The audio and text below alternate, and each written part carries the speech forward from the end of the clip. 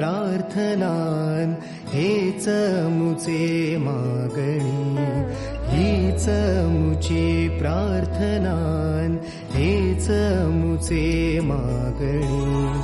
माणसाने माणसाशी माणसा सम वागणे,